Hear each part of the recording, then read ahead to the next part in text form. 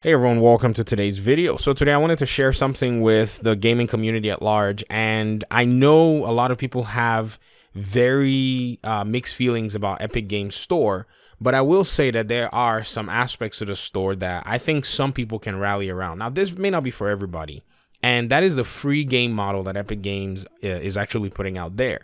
And I know when Epic Games first started exclusivity model, that rubbed off wrong on a lot of gamers. In the press cycle and in the coverage cycle here on YouTube, a lot of people focused on the negative. And that's usually what it is. News usually sells faster when there's controversy. So I can see a lot of people jumping on that. But now, not a lot of people are talking about the positive side of things. And even when people made all the allegations of, what Epic Games might be doing, spyware and all that, no one was able to provide any concrete evidence to that effect. None that I've seen anyways. If you have any, let me know. I know, point me to the Reddit. If there's a subreddit there that somebody said something, let me know.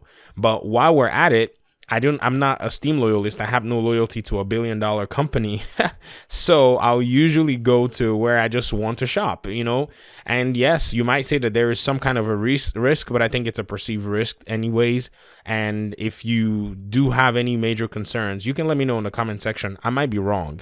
So Epic Games gives out a bunch of free games every so many weeks. I think every 2 weeks they give out a free game. And since I think about a few months ago, somebody that I played a division with kind of turned me towards this and said, hey, I hope you're taking advantage of the free games. That's how he said it. He didn't even say, hey, you should check out the free games on Epic Games. He was like, I hope you're taking advantage of the free games. And I thought to myself, that's quite a peculiar way to actually put it. Because one, he knew I wasn't an Epic loyalist, or maybe he didn't even know, but he's not an Epic loyalist. And if you look at my library right now, I have a series of indie games. I do have three AAA games, because I think a few weeks ago, they did the Batman 80th anniversary giveaway, and they gave out the Arkham City, Arkham Asylum, and Arkham Knight for free, including 3 Lego Batman games. Now, these games were something that I think anyone who wanted them for free should have grabbed them, because on Steam they were for a sale. And if you had ever thought about, getting these games, this would have been a perfect time to get them. I wish I did a video on the Gamey Daddy channel about it. At that time, I don't think I did. But so far, I've only purchased 2 games on Epic Games Store. Borderlands 3 Metro Exodus. This is a DLC that I also got that I haven't even played. And then all these other games that are indie games that I want to try out. Now, for many people, they could frown on this. They could say, hey, I don't really care, about, indie games. It's not what I play. And that's fine. That's perfectly fine. But let me tell you somebody who could benefit from this. This could be somebody who builds a gaming PC for the first time, and they're looking for some games to play because you've just, spent a whole bunch of money. You've put a gaming PC together. You're kind of thinking to yourself, okay, I buy my favorite games, but you don't have an unlimited amount of resources. Even if you have a whole bunch of money, you're not just going to blow them on a whole bunch of games that will probably take you time to play anyways. And so before you get around to playing the games that you actually want, it will probably be maybe 2 years. Because if you even had the money to put together a gaming rig, I'm just going to throw it out there, you probably have other things to do with your time, like make money to, put yourself a gaming rig together. I mean, it's just the way the economy of scale actually works. So in terms of that, somebody like this can actually benefit from the free games model that Epic Games actually puts out. Right now, from the time I started downloading the free games or just claiming them and putting them in my library, I think I currently have about 26 games. We can count 1, 2, 3, 4. Or we could just do 1, 2, 3 plus 1 there. 1, 2, 3, 4, 5, 6, 7, 8. So about 24 games if you subtract that one that's there. So about 24 games that I have here, and then this 25.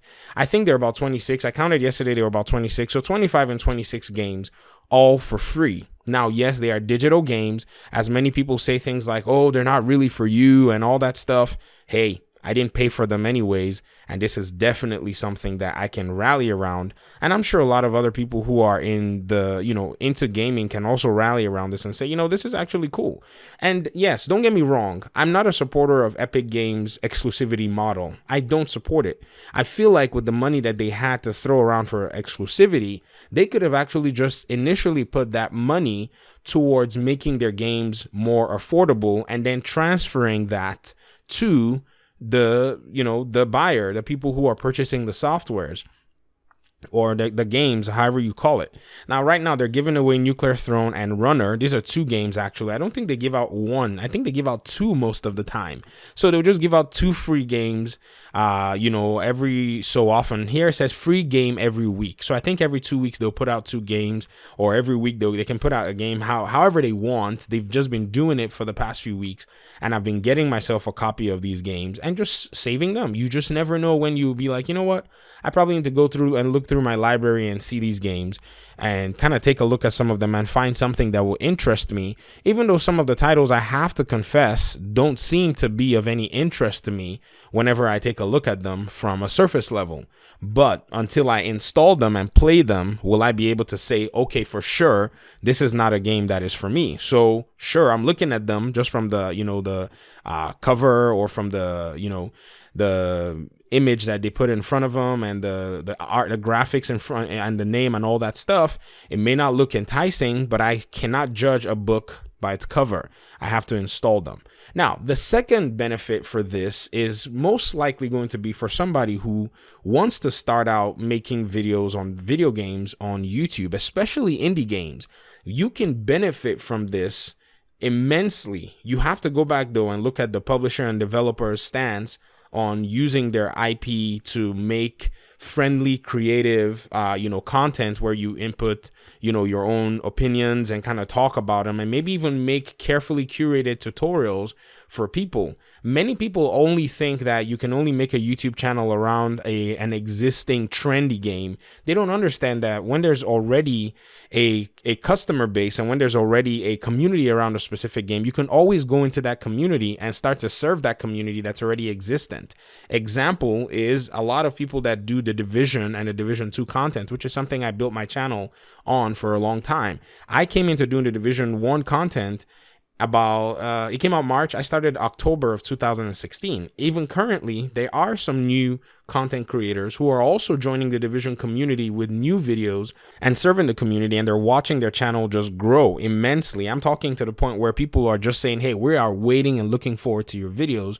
So you as a content creator will have to put in the quality and all of that into these kinds of, content that you want to make. So for those who are looking for free games to play, who have just maybe put together a gaming PC, this is definitely something that you can benefit from. For those who are wanting to make content around video games, here's a big library for you to kind of start with by putting content and maybe trying to attract a community that already plays these kinds of games, indie games. And then for those who just want to take advantage of a free game, I've never really seen where many gamers say, I'm not going to touch a free game. I think a lot of people would appreciate a free game, and Epic Games is doing that right now. The only thing is their exclusivity model is really not, as strong as they actually sell it out, to be honestly. Because if you look at a lot of the games, even here, they have The Outer Worlds here, they have Metro Exodus here. For those of you who may be saying, well, blah, blah, blah, blah, blah, they also have Metro Exodus and The Outer Worlds on Xbox Game Pass for $4 a month, or you can buy it on Microsoft's Xbox, App Store or whatever, and the item will be on your Windows computer, and you won't have to use the Epic Games Store if you want to really be a staunch anti-Epic Games whatever. There's still options for these games, and I think there'll probably be options for more games.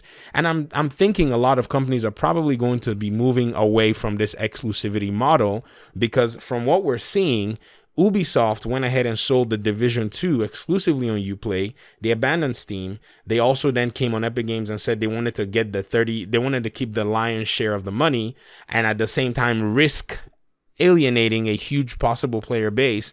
They did it for Ghost Recon and they did it for the Division 2. And if you go look at their stock market prices, including the fact that their games were not even strong right off the bat for a lot of people, the Division 2 was strong for me. I enjoyed the game. I'm not going to go out and trash the game. Ghost Recon was okay on release, but then they just did not fulfill the needs of their own community. So the game kind of just bombed. And so I feel like they may have been okay by getting a wider sales platform and reaching out to more people people if they had just put the game to be available everywhere for everybody. And then EA is also moving to Steam, which means that Epic Games, even though it may seem to have some kind of, you know, money in their pocket to be able to attract small developers or upcoming developers, they may not be able to attract a lot of the industry. And if you go through my playlist of videos that I've done on my opinion videos, you can look at the Gaming Daddy Let's Talk playlist. I have said many times, I've done about 2 or 3 Epic Games videos, and I have said that Epic Games does not have what it takes to sustain that business model. They don't have an unlimited amount of funds, and companies don't even have an unlimited amount of renewable reputation. Everyone's going to remember this whole Metro Exodus fiasco, and people are going to remember all this stuff, and they're going to respond accordingly when 4A Games or Deep Silver try to bring out another game. Now, I don't have any loyalty to Steam, don't get me wrong, but I'm just saying this is pretty much how it's going to play out. So take advantage of these games. It's just my really short opinion. I say short, 10 minutes or so, but I just wanted to put this out there for people who may be interested. And that's all I have for today. Thank you very much for your time and audience. I guess I'll see you in my next video. Peace.